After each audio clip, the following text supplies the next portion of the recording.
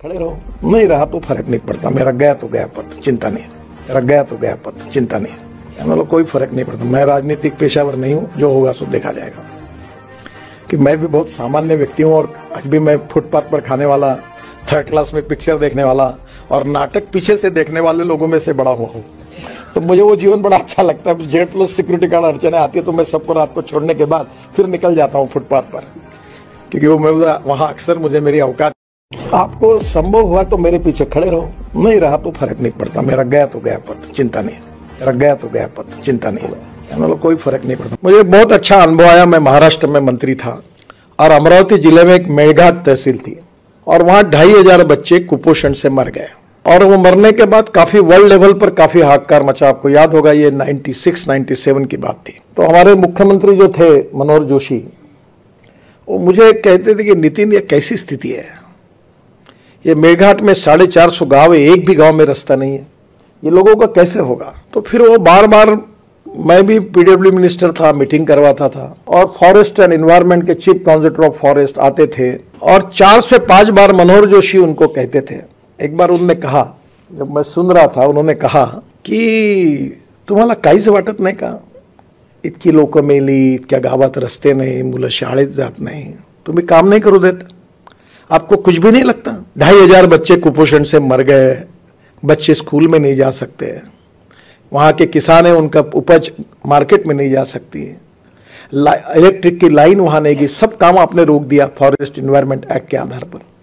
आपको इसका कुछ भी नहीं लगता आपको। तो चीफ कॉन्जर्वेटर ऑफ फॉरेस्ट ने कहा कि sir I am very sorry, पर मुझे आपको जवाब देना है तो यही है कि I am helpless, I can not do anything. तो मनोहर जोशी जी आगतिक हो गया। तो एक कुलकर्णी करके कमिश्नर थे, वो भी बड़े सुसंस्कृत और अच्छे अधिकारी थे। तो फिर मेरे से रहा नहीं गया, तो मैंने कहा सर ये तुम्हारे बस का काम नहीं है, ये ऐसे काम में मैं बहुत माहिर हूँ, तो एक काम करो, ये मेरे ऊपर छोड़ दो, मुझे कोई चिंता नहीं क्या परिणाम होते हैं और मैं ये काम करूंगा। आपको संभव हुआ तो मेरे पीछे खड़े रहो, नहीं रहा तो फर्क नहीं पड़ता। मेरा गया तो गया पद, चिंता नहीं। मैं गया।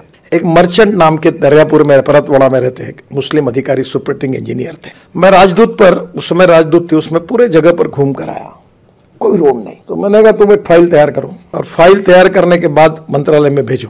वो ऐसे थे, बहुत अच्छे अधिकारी, अभी भी है वो फाइल मुंबई में आई और फिर आकर वो फॉरेस्ट के ओपिनियन, इसके ओपिनियन होने के बाद आई, वो मेरे पास आई और मैंने उसमें लिखा कि मानव अधिकार की दृष्टि से इन लोगों को गांव में जाने के लिए रोड नहीं है, ये दुर्भाग्यपूर्ण है, ये उनका सामाजिक, आर्थिक और शैक्षणिक शोषण है और इसके लिए परमिशन नहीं देना गलत बात है। और इसलिए मैं मंत्री होने के नाते ये निर्णय देता हूं कि एक्ट कुछ भी कहे, मैं ऐसे आदेश देता हूं कि ये 450 गांव में रोड बनने चाहिए और इसके बाद एक्ट के आधार पर कोई अगर इसकी रिस्पॉन्सिबिलिटी फिक्सअप होगी तो मैं जब तक मंत्री हूं तब तक और उसके बाद में भी ये व्यक्तिगत मेरी जिम्मेदारी होगी और उसके लिए मैं जिम्मेदार रहूंगा।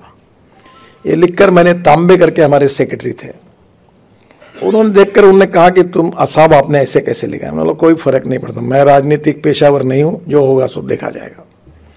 और मैं गया, क्या कहा वो मैं अब नहीं बताऊंगा फॉरेस्ट वालों के लिए, क्योंकि वो ठीक नहीं होगा। पर मैंने 450 गांव में रोड बना दिया और डॉक्टर अलेक्जेंडर हमारे गवर्नर थे, बहुत अच्छे संवेदनशील व्यक्ति थे। मैं उनको हेलीकॉप्टर से लेके गया उद्घाटन के लिए और वो पहले 5 गांव में जाने वाले थे, फिर वो 20 गांव में गए। 2 दिन वो चिखलदरा रुके थे और वो इतने खुश हुए। और फिर हाईकोर्ट में एक PIL भी हुई, तो कोर्ट ने कहा ये वायलेशन है। तो फिर डिपार्टमेंट, आपको सरकारी अधिकारी बोल रहे थे एफिडेविट करना है, मेरा नाम लिखो, जो सजा करनी है कोर्ट को मुझे करने दो, क्योंकि इट्स माय डिसीजन। गई तो वो डर गए, बोले ऐसा कैसे लिखना चाहिए। मतलब कोई फर्क नहीं पड़ता। Politics is the instrument of socio economic reform. अगर मैं मंत्री होने के साथ अगर गरीब व्यक्ति को न्याय नहीं दे सकता तो कोई बात नहीं, जो होगा सो देखा जाएगा।